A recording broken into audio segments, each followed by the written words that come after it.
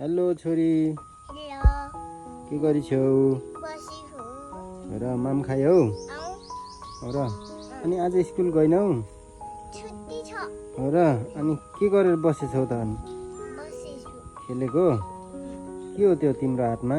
बन्दुक हो र ओहो, यो बन्दुक के गर्ने त यसले?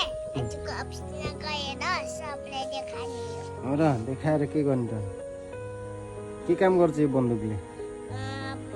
चोर ल्यानियो चोरलाई हान्ने हो? कहाँ छ चोर?